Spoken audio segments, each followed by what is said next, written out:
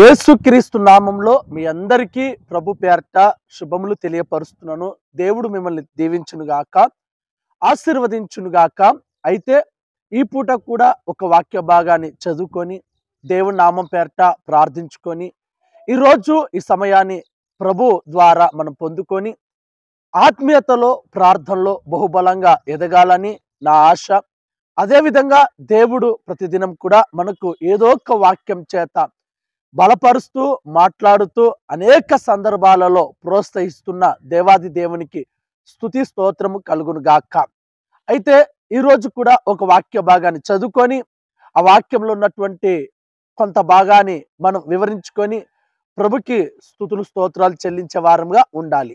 ఆ వాక్య భాగం ఏంటంటే 2వ దినవృత్తాంతముల గ్రంథము 30వ అధ్యాయము 9వ వచనం. మీరు యెహోవా వైపు తిరిగిన ఎడల మీ సహోదరుల ఎడలను మీ పిల్లల ఎడలను చెరదీసుకొని పోయిన వారికి కనికరము పుట్టును. వారు ఈ దేశమునకు తిరిగి వచ్చెదరు.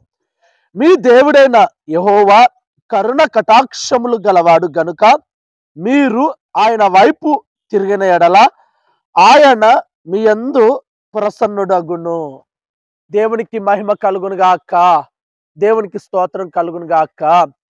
ఈ పూట మనం చదువుకున్నటువంటి ఈ వాక్య భాగాన్ని గమనించగలిగినట్లయితే, ఎవరైతే మనల్ని చెరదీసుకొని పోయాడో, ఎవరైతే మన పిల్లలను కానీ కుటుంబం కానీ సంతోషం ఉండక సమాధానం ఉండక అనేక రకాలుగా చిత్రహింసలు పెట్టారో, ఆ చెరలో నుండి మిమ్మల్ని మీ పిల్లలను విడిపించాలని ప్రభు పేరట ప్రార్థించాలి. ఒకసారి గమనించండి, ఇజ్రాయెల్ ప్రజలు ఐగుప్తు దేశంలో బహుకాలముగా శ్రమ పడుతూ బానిసపు బ్రతుకుతూ ఎంత కష్టపడినా ఆ కష్టానికి తగినటువంటి ప్రతిఫలం ఇవ్వక ఇంకాను ఆ ఇజ్రాయెల్ ప్రజలను ఐగుప్తు దేశపు ఆ యొక్క రాజులు కానీ ప్రజలు కానీ చూసినప్పుడు అసూయ కలిగి ఇజ్రాయెల్ ప్రజలు ఇంకా శ్రమ పెట్టేవాళ్ళు, ఇంకా కష్టపెట్టేవాళ్ళు, ఇంకా నలగొట్టేవాళ్ళు, ఇంకా భారం పెట్టేవారు, ఇంకా ఏడిపించేవారు, ఇంకా అనేక రకాలుగా శ్రమ పెట్టేవాళ్ళు.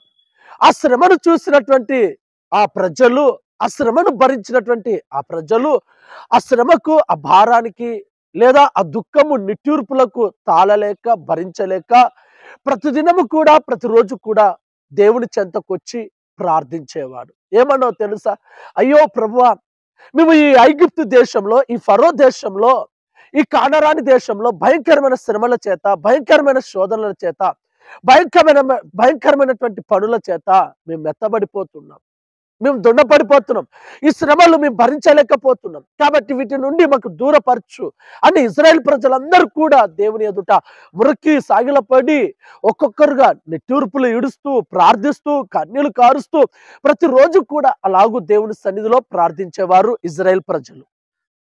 అలా ప్రార్థిస్తున్న వారి ప్రార్థన కొన్ని సంవత్సరాలుగా చేస్తున్నప్పటికీ, కొన్ని సంవత్సరాలు అనగా 400 సంవత్సరాలు పైగా వచ్చినప్పుడు అప్పుడు ప్రభు ఏం చేస్తాడంటే, వీళ్ళను ఇప్పుడు విడిపించాలి.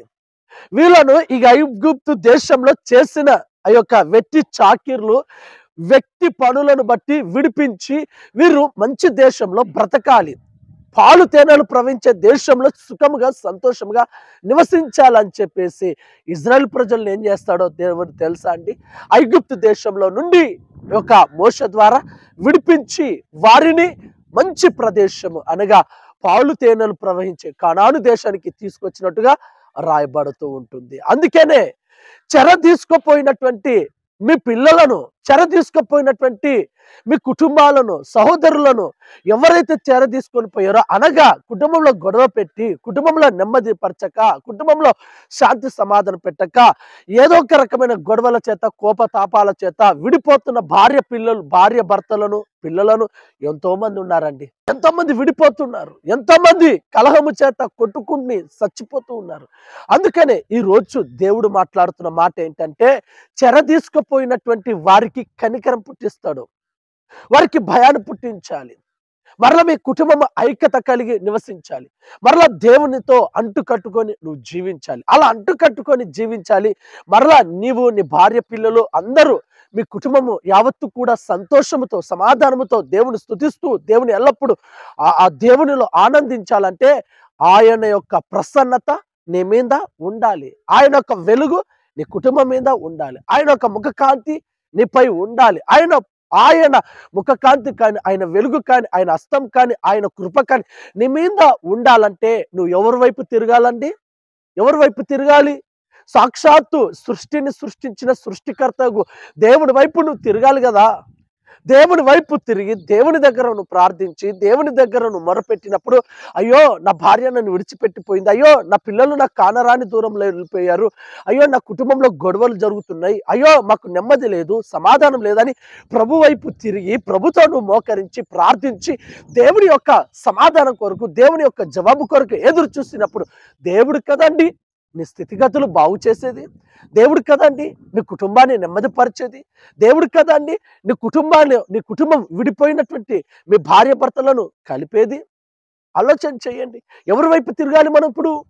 సాక్షాత్తు సృష్టిని సృష్టించిన సృష్టికర్తకు ఆ దేవుని వైపు తిరగడం మానేసి మనుషుల వైపు తిరుగుతున్నాం. మనుషుల వైపు తిరిగి మనుషులను ఆర్జిస్తున్నాం, మనుషుల సహాయం కొరకు ఎదురు చూస్తున్నాం. మనుషులు ఆదరిస్తారని, మనుషులు పలకరిస్తారని, మనుషులు సహాయం చేస్తారని, మనుషులు ఏదో ఇస్తారని చెప్పేసి వాళ్ళ వైపు చూసి వాళ్ళ దగ్గరికి పరుగులు పెడుతూ వారిని పెట్టుకొని ఉంటున్నాము. కాబట్టే ఈరోజు ప్రతి కుటుంబంలో నెమ్మది లేక, శాంతి సమాధానం లేక, సహాయం దొరకక, ఆర్థిక ఇబ్బందులతో కృంగిపోతూ, భార్య భర్తల మధ్య పిల్లల మధ్య గొడవలతో విడిపోతూ అనేకులు కూడా కుటుంబం విచ్ఛిన్నమవుతూ ఉంది. ఈరోజు కుటుంబం విచ్ఛిన్నమైందేమో, ఈరోజు విడిపోయారేమో, ఈరోజు భార్య భర్తలుగా కలుస్తున్న మీరు విడిపోయి ఎవరికి వారిగా ఉన్నారేమో, పిల్లలు మీ నుండి దూరం అయిపోయారేమో, పిల్లలను దుష్టుడు తీసుకెళ్లి చెడు వ్యసనాలకు దగ్గర చేశాడేమో. ఈరోజు నువ్వు దేవుని వైపు తిరిగినట్లయితే, నువ్వు ఈ దేవుని వైపు తిరిగి ప్రార్థించినట్లయితే దేవుని యొక్క ప్రసన్నత విడిపోయినటువంటి మీ కుటుంబంపై పడుతూ ఉంటుందండి. దేవుని యొక్క కృప మీ కుటుంబం మీద పడును గాక, దేవుని యొక్క కనికరం నీ కుటుంబం పైకి వచ్చును గాక. అప్పుడే కదండి విడిపోయినటువంటి మీరు కలపబడతారు, విడిపోయిన మీ కుటుంబ సభ్యులు ఐక్యత కలిగి జీవిస్తారు.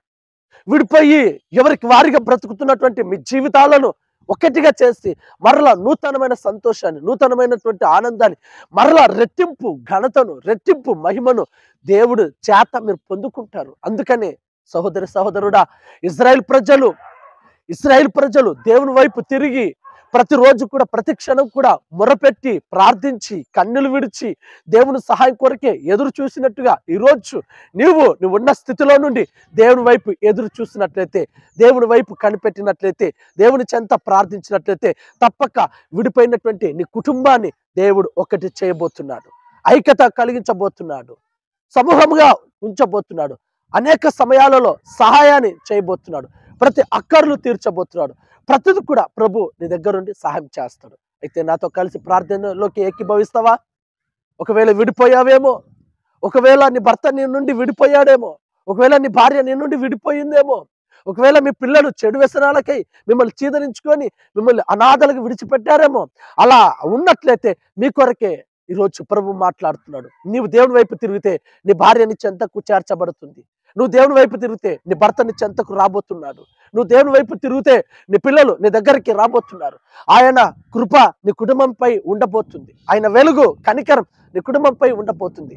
దేవుని యొక్క కృప కర్ణ కటాక్షలు ఏ కుటుంబం మీద ఉంటుందో ఆ కుటుంబమే ఐక్యతతోటి, ఆ కుటుంబమే మంచి కృప కలిగినటువంటి సమాధానముతోటి, సంతోషముతోటి బ్రతుకుతారు, నిలబడతారు. మరి అలా నిలబడాలి, అలా ఒకటిగా కలిసి జీవించాలి, అలా ఐక్యతతో, సంతోషముతో, నిండైనటువంటి ఆనందముతో, అక్కర్లు తీర్చగలిగే దేవునితో నువ్వు అంటు కట్టుకొని ఉంటే ఇవల్ల తప్పక నీ జీవితంలో నెరవేర్చబడతాయి.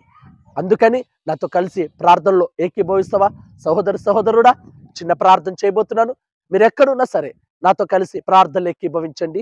ప్రార్థన. సత్య సంపూర్ణుడా, నీకు స్తోత్రం స్తోత్రం నా తండ్రి ప్రభా. ఇవాళ అనుగ్రహించినటువంటి ఈ కృపావాక్యాన్ని బట్టి స్తుతులు స్తోత్రాలు చెల్లిస్తున్నాను. వాస్తవమే దేవ ప్రభా, విడిపోయినటువంటి భార్య భర్తలు, పిల్లలు, కుటుంబాలు, అన్నదమ్ములు, అక్క చెల్లెలు ఎందరో అయ్యా వారికి తెలియకోకుండానే గొడవల చేత, కొట్లాటల చేత, కోపము చేత, అయ్యా మనస్పార్థల చేత విడిపోయారు. అయ్యా దృష్టుడు వారిని విడగొట్టబడిన ఆ యొక్క మనుషులు మరలా కలపబడాలని అడుగుతున్నాను, ఒకటి చేయమని కోరుతున్నాను.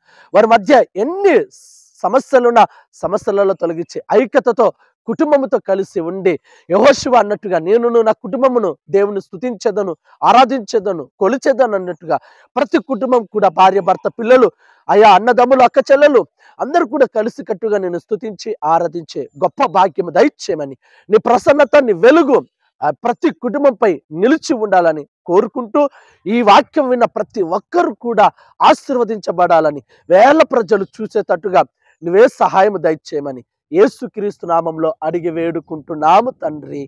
Amen, amen. ప్రభు మిమ్మల్ని దీవించును గాక.